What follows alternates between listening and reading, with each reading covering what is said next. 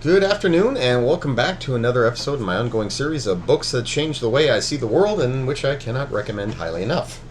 As promised today, I'm finally getting in to Aldous Huxley's Brave New World Revisited, which was a series of essays that were combined into a single volume and released about 25 years after Brave New World came out. In fact, yes, Brave New World was 1932. Whereas this book of essays was released in 1958. And what I'm holding here is the vintage 2007 edition, which has got the original novel, it's got Huxley's updated intro, and Brave New World Revisited, and a foreword by Margaret Atwood, which is absolutely, I mean, damn, she gets it, you know? She's a dystopian writer herself and a very deep social thinker. And also Canadian, so, you know, feel that connection. And in any case, the volume is a real, it is a real thinker, and it will strike you as insightful, offensive. It will incite your mind and inflame your senses of morality, fear, and so forth. And yeah, so it is absolutely an essential read, I think. If you've read Brave New World, and also, yeah, even better, if you've read both Brave New World and 1984, you do need to read this. Because, yeah, this essay here, and what Margaret Atwood had to say, too, it echoes and predicts what Neil Postman would later say after 1984. The year came and went, and he said, well, we avoided that one, but we are arguably living in this dystopian vision of the future. And, in fact, some of Margaret Atwood's comments here, I remembered reading them, but I feel like I attributed some of what she had to say to Neil Postman, which was in error. He had many brilliant observations to make there, but, yeah, she also had some incredibly good observations here in this, in her introduction. And she basically says that, yes, in the latter half of the 20th century, two books stood out as, you know, dominating our imaginations. Their visionary works cast a shadow over our minds, our futures, and we were so worried about, you know, which would come true, and that included Brave New World and Aldous Huxley's, that included 1984 and Aldous Huxley's Brave New World. And so she says, and I quote, "During the Cold War, 1984 seemed to have the edge. But when the Berlin Wall fell in 1989, pundits proclaimed the end of history," and that's alluding to Francis Fukuyama's famous and somewhat notorious essay. "Shopping reigned triumphant, and there was already lots of quasi-soma percolating through society." Yes, prescription drugs, in other words. "True, promiscuity had taken a hit from AIDS, but on balance, we seem to be in for a trivial, giggly, drug-enhanced spendorama. Brave New World was winning the race." And she goes on to say that, of course, the debate is ongoing, and how 9/11 actually sort of shifted things a little bit back towards Orwell, and Lord knows people today love to dredge up Orwell any chance they get. If you're familiar with Godwin's Law, comparing any internet debate will inevitably devolve into people accusing each other of being Nazis. Well, inevitably, people will accuse others of implementing an Orwellian nightmare on them, right? Right-wingers say that about left-wingers, left-wingers say it about right-wingers. This is very stupid, really. In any case, so she also goes on to make some very, very brilliant observations. I'm just going to wrap up with Margaret Atwood's intro here and get to the main book. But she pointed out how Huxley, he got it too, you know, and Atwood has a very keen insight into the ways in which he incorporated elements from, you know, life and times there, society in his day, and there were a lot of sort of references that modern readers might not get. So she explains how, in Huxley's book, a good example is how clothes are designed for quick removal. And that jumped out at her because she knew that, in the 19th century, this is exactly what puritanical and moral types seemed to think about zippers. They thought zippers are evil. Zippers are the devil's thing, and I do believe that's partly why Mennonites and the Amish have a proscription against them. The idea is that this makes it easier to get your clothes off, to which, manufacturers would say, yeah, it allows you to get your clothes on and off with greater ease. And it's like, but you don't get it. You take your clothes off easier, you can have sex easier. So Huxley included that in Brave New World, and it was deliberate, right? Yeah, it's like they promote promiscuity, so therefore it's incumbent upon the people who produce clothes to make it really easy to get out of them. When Huxley wrote this, he was looking back on 1931 when he began writing Brave New World, and was commenting about how, a quarter century later, I'm less optimistic than I was. He said, and I quote, "In 1931, when Brave New World was being written, I was convinced that there was still plenty of time. The completely organized society, the scientific caste system, the abolition of free will by methodical conditioning, the servitude made acceptable by regular doses of chemically induced happiness, the orthodoxies drummed in by nightly courses of sleep teaching. These things were all coming, all right, but not in my time, not even in the time of my grandchildren." And, well, yeah, he felt that, 25 years later, he felt that, no, these things are actually coming a lot faster than predicted. And he would go on to address each of these sort of elements and how they could contribute to his totalitarian vision sequentially throughout the book. But before I get to that, he goes on to say, "We who were living in the second quarter of the 20th century AD were the inhabitants, admittedly, of a gruesome kind of universe. But the nightmare of those Depression years was radically different from the nightmare of the future described in Brave New World. Ours was a nightmare of too little order. Theirs, in the 7th century after Ford, in the book, of too much." So, basically, he thought there would be a long interval between what he's describing there, which included World War I, the interwar years, and as of the publication of this book, World War II, and the Atomic Age. And he mentions the Atomic Age quite a bit there, because he thought that was a major change that I totally failed to anticipate in 1932. He can hardly be blamed for that, but so he felt that would be a contributing factor. Skipping ahead here. Yes, the prophecies made in 1931 are coming true much sooner than I thought they would. The blessed interval between too little order and the nightmare of too much has not begun and shows no sign of beginning. And another keen thing he does here, he is also addressing how he felt that his vision came true, whereas Orwell's was not. And he makes a very good argument for this, and history has largely agreed with him, but I still think it's quite funny, and it echoes the correspondence that he and Orwell had. After Orwell saw his book 1984 published, Huxley read it with interest and wrote to him and said, "Oh yeah, this was great, but I think mine's going to come true."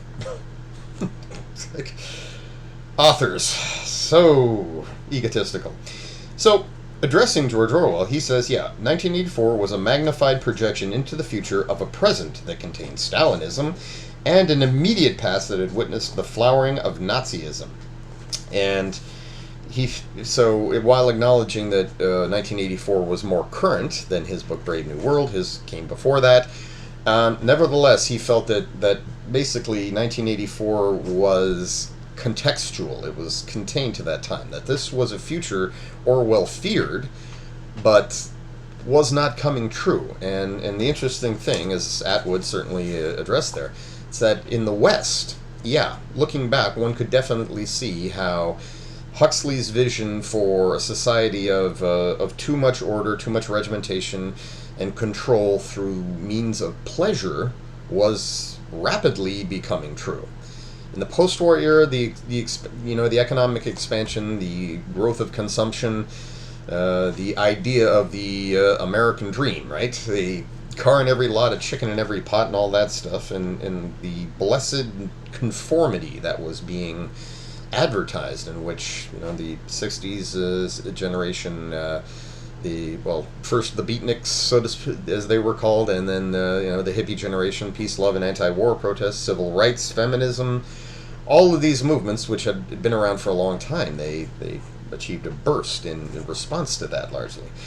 But he felt, in the developing world, that this was the case. It was in the East under Stalin and his successors under Mao and others that the vision in 1984 was. And because there was a Cold War, it was felt like, we're trying to prevent that from happening over here. We don't want them taking over the world, which is its own, was very much a form of propaganda in the West as well.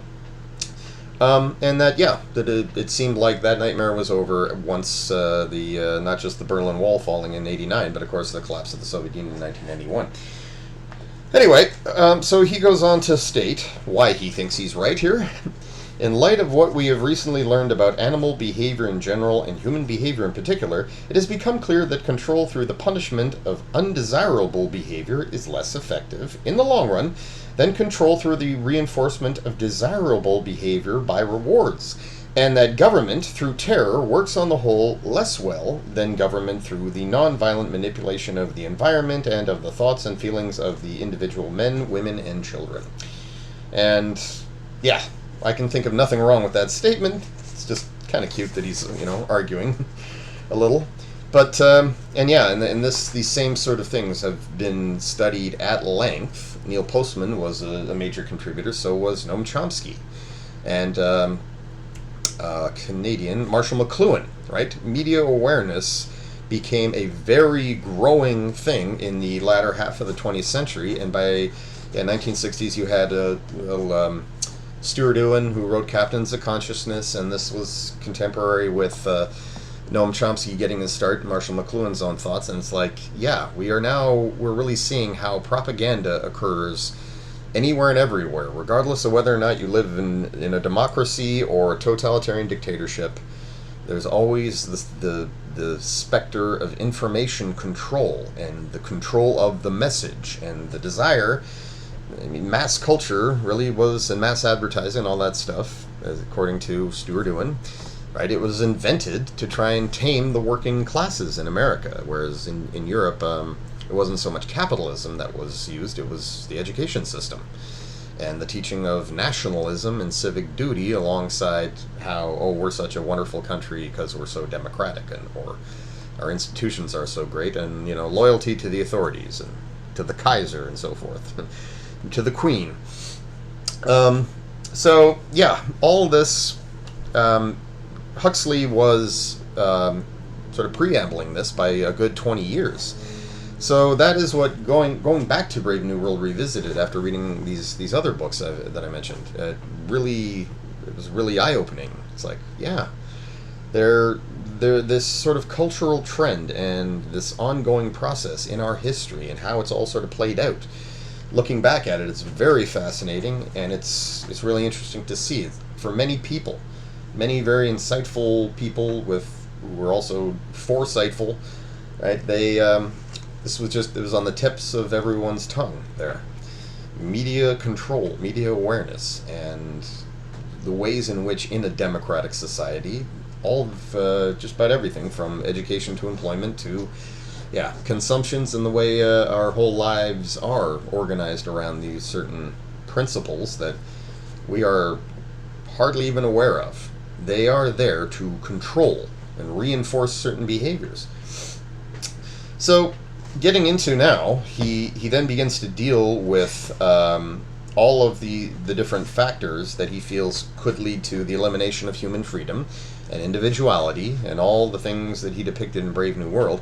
He begins delving into them on a chapter-by-chapter basis. Arguably the most important one here, that's why he lists it first, is overpopulation. So in this chapter there, he's basically taking a somewhat Malthusian look at human growth, human population growth, and how it's accelerating rapidly, and how that's a rather fearful prospect.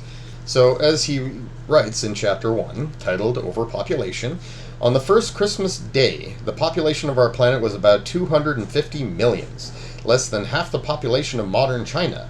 16 centuries later, when the Pilgrim Fathers landed at Plymouth Rock, human numbers had climbed to a little more than 500 millions. By the time of the signing of the Declaration of Independence, world population had passed the 700 million mark. In 1931, when I was writing Brave New World, it stood at just under 2 billions. Today, only 27 years later, there are 2,800 million of us, or 2.8 billion. I can't help but feel that he was being just...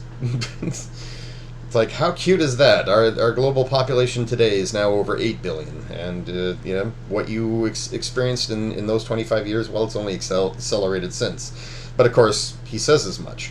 And tomorrow, what? Penicillin, DDT, and clean water are cheap commodities whose effects on public health are out of all proportion to their cost.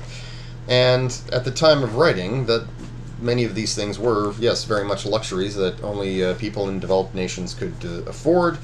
That has been changing rapidly too. One of the upsides of population growth is that it's been concurrent since the 1990s with people being lifted out of extreme poverty. So extreme poverty around the world since the 90s has been cut in half and is expected to be eliminated possibly around mid-century. Although climate change may have something to say about that. But the point is that, yeah, but that is also a frightening prospect because, yeah, our population is already unsustainable.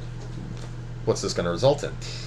And a lovely line here that I picked up just earlier today while perusing the chapter. He said, "A new age is supposed to have begun on October 4th, 1957. That was the launch of Sputnik and the beginning of the space age. But he says that all this talk is exuberant and irrelevant and even nonsensical because, so far as the masses of mankind are concerned, the coming time will not be the space age. It will be the age of overpopulation." And he was very close because, in fact, noting humanity's effect on the world and how we've become the primary driver of changes in our climate through industrialization and so forth, and our numbers and just our consumption and our impact, the term Anthropocene has caught on. And that's basically saying the 18th century to the present and into the indefinite future is the Anthropocene. Unlike all other previous ecological or geological periods, right? Like, the Pliocene, Cambrian, Precambrian, etc. Unlike any of those, anthro, people, are the predominant driving factor. Not changes in the Earth's orbit, not the movement of tectonic plates, not volcanic activity. It's us. So getting into Chapter 2, which was titled Quantity, Quality, and Morality, some interesting conclusions here, and this is where the inflaming is likely to come in, because he is taking a pretty Malthusian approach here, but he's basically saying there is some basis to these arguments that I found. Whereas the quantity of humanity has been increasing, he claims the quality has been decreasing, and he's referring to our genetic, our biological makeup there, that the proliferation of humans has resulted in all kinds of the proliferation of diseases, of genetic issues, and even goes on to claim that physical vigor and IQs have been dropping. Not sure where he got that from there, and there's always the issue of, well, does this represent a change, or do we just have better record keeping now? I mean, can you really compare physical vigor and IQ levels in Huxley's time and during the 1950s when he wrote this to any period in the 19th century? But he's essentially saying that by conquering nature, by making every corner of the planet habitable to humans, safe for humans, allowing them to, for example, DDT and medical cures and so forth. This is something that has been argued extensively about the overuse of antibiotics and future miracle cures, cure for cancer, cure for AIDS. It's like, what effect is this going to have on the population? Because, again, it sounds very callous there, but this is why he brought up morality. It's like, what is the greater moral sin here? to ensure that, to introduce methods so that every human being on the planet has access to medicine, clean drinking water, can live comfortably wherever they are, and has medical cures that will ensure that they will not die young, or that their life expectancy will be significant. Is that the greater morality there, right? That elimination of suffering and so forth, or is it that through eliminating suffering, we're going to have just an endless population surge, and eventually leading to things like mass hunger and climate change and collapse of civilization? That is, that's the tough question, and it's a very Malthusian logic. So, through these two particular scenarios, he's saying that this will be the most likely scenario through which dictatorship is imposed, to tamp down on population growth and ensure that that we don't our reach doesn't overextend our grasp and so forth. And China's attempts at population control, their one-child policy, that is a perfectly valid example of attempts to do that. So, subsequent chapters, I'm going to move through quickly here, just because they're so lovely detailed in Brave New World itself. But chapter 3 is over-organization, and yes, the idea that societies will be regimented as a means of controlling aberrant behavior and to ensure stability. That'll become very appealing to would-be dictators as civilizations become increasingly unstable due to runaway growth. And as for, he then begins to get into the issue of propaganda, both in developed nations and in democracies, I should say, and dictatorships. So, yeah, chapters 4 and 5 are dedicated to those very things. Propaganda in the developed world and in the world of his time under Stalinism and Maoism. And he has some wonderful quotes here again. So he starts off by reciting what Jefferson wrote about the doctrines of Europe and the founding of the America, what the founding fathers thought. It says, "The doctrines of Europe were that men in numerous associations cannot be restrained within the limits of order and justice, except by forces physical and moral wielded over them by authorities independent of their will. We, the founders of the new American democracy, believed that man was a rational animal endowed by nature with rights and with an innate sense of justice, and that he could be restrained from wrong and protected in right by moderate powers, confided to persons of his own choice and held to their duties by dependence on his own will." Which Huxley said, "To post-Freudian ears, this kind of language seems touchingly quaint and ingenuous." Yes, absolutely. And from which he then goes on to say, in regard to propaganda, the early advocates of universal literacy and a free press envisioned only two possibilities. The propaganda might be true or the propaganda might be false. They did not foresee what in fact has happened. Above all, in our Western capitalist democracies, the development of a vast mass communications industry, concerned in the main neither with the true or the false, but with the unreal, the more or less totally irrelevant. In a word, they, the Founding Fathers, failed to take into account man's almost infinite appetite for distractions. In the past, most people never got a chance of fully satisfying this appetite. They might long for distractions, but the distractions were not provided. Whereas in the modern age, Huxley claims, with mass media, it absolutely is. So he goes to say that this is the nature of propaganda in your democratic societies. It's not through pain or torture. It's not through the constant pumping out of lies or just state-approved narratives, but rather through just things that are completely irrelevant to that. It's like, whereas you're looking for updates on what's going on in the world there, newscasters are treating news more like entertainment. You have no shortage of entertainment that appeals to just lowest common denominator, reality TV, sitcoms, and of course endless commercials, and how these things are all sort of bound up in due to the nature of media ownership and sponsorship and so forth, to encourage you to consume, to get your eyeballs glued to the TV and your ears listening to the soundtrack or the broadcast, and So ultimately, these forms of media, they're not designed to inform people per se, or educate them, or move them to action.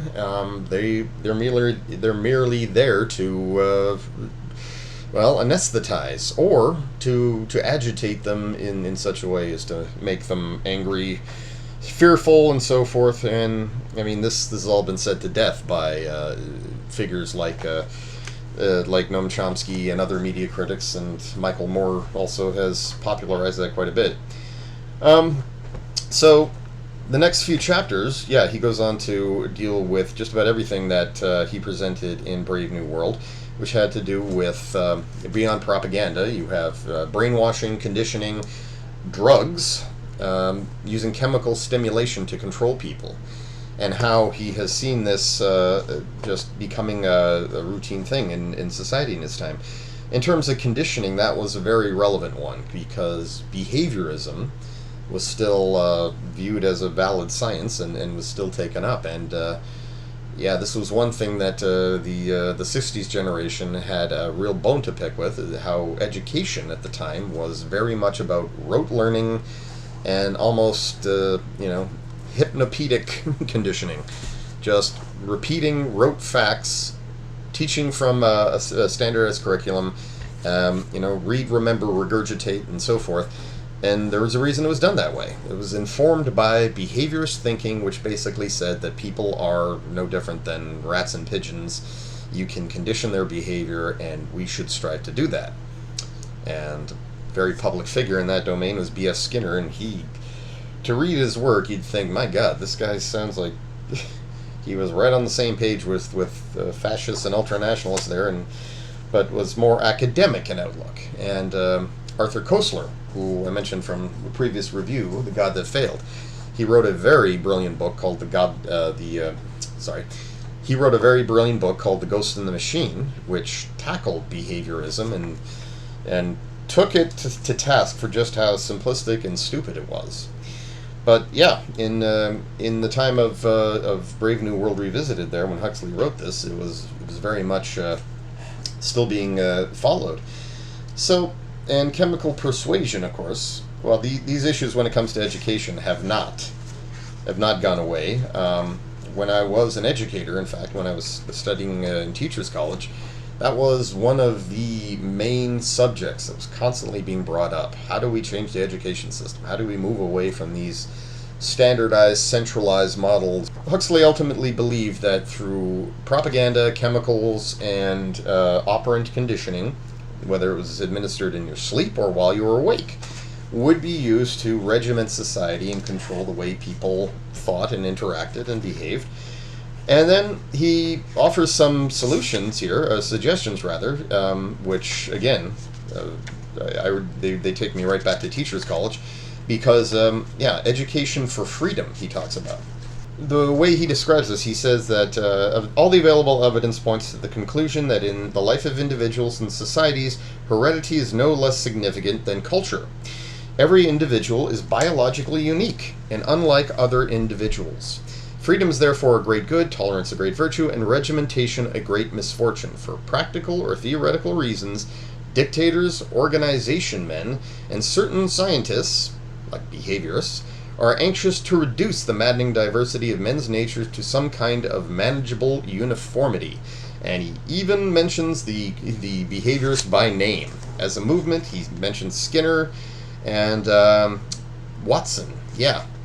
In fact, he not only mentions them, he gets into a sort of a deep dive on them and saying that, such theories go back to Victorian era in which, and this is something that, psychologists and social thinkers, they have gone back and forth on this many times over the years, over the centuries even. When it came to ascribing the talents of certain well-known figures and so forth, are these talents something that they brought to the fore?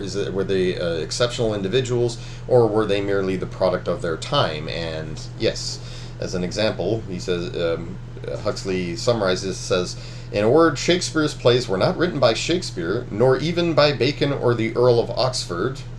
You revisionists out there, you know what that means. They were written by Elizabethan England. So, in other words, he's saying that education itself, it needs to move away from the organization of humanity towards conformity and uniformity. It needs to recognize that individuals are unique beings, and they have to be educated as such and treated as such. Easier said than done, I know, but like I said, it takes me right back to teachers' college. So all of this here, it is no less relevant than it was in Huxley's own time. And like I said, the point of him writing this volume was he wanted to comment on his own work 25 years after the fact. And what he felt was that not only did his predictions hold up, and he drew the comparison with 1984, but he felt the process through which Brave New World would be coming true was accelerating, and that the key drivers for this were just humanity's unstable nature and their drive towards just multiplying our numbers at the expense of what makes us special. So that he felt could be expressed in terms of the proliferation of genetic diseases and so forth, but also how authorities and governments and organizations and those who want to keep people controlled and contained, they would respond to this with ever more complex and invasive measures, and that, unlike what was going on in dictatorships around the world in totalitarian societies, and contrary to what Orwell predicted, it would be done through pleasure, distraction, irrelevance, chemicals, all kinds of means of more passive persuasion that are designed to eliminate individuality and free will and independent thought. And Huxley, several decades later, he has no shortage of defenders and supporters who are saying, no, yeah, he was right. He was right, Orwell was wrong, at least for now. Jury's still out, and not everybody agrees, but there does seem to be the most widely held opinion amongst literary types and futurists and speculative thinkers and sociologists is that, well, comparing 1984 to Brave New World, Brave New World definitely was closer to the truth. This, I believe, caps off my whole all the books I reviewed so far that fall into this sort of social commentary and dystopian narratives and so forth. So this Brave New World Revisited, 1984, Aldous Huxley's Brave New World. I would of course include Margaret Atwood and Ursula K. Le Guin in this, and unfortunately I can't review any Margaret Atwood books because I never read *Handmaid's Tale* all the way through. I know, I'm disappointed too. But Ursula K. Le Guin I definitely have read, and I would very much like to review two books of hers in particular, *The Dispossessed* and *The Left-Handed Darkness*. Now, they are, of course, works of science fiction. All dystopian books are generally included as works of science fiction because they're set in the future and so forth. So I will be sort of including that as part of this, and as a part of my getting into science fiction writers and what they had to say about the future. And in my last few reviews, I mentioned who they were: William Gibson, Neil Stephenson, Arthur C. Clarke, who I'm not sure if I did. Ursula K. Le Guin is definitely in there, and of course Ray Bradbury. All of those, and then I also want to get into some books that are not fiction, that are much like Guns, Germs, and Steel. I want to review *Short History of Progress*, because that too, exceptional read, very, very relevant, and just had some rather important observations that felt so unbelievably relevant to me that I had to just permanently mark down where they were and even record them elsewhere so I'd never lose them. So, more to follow. Stay in touch. See you later. Bye.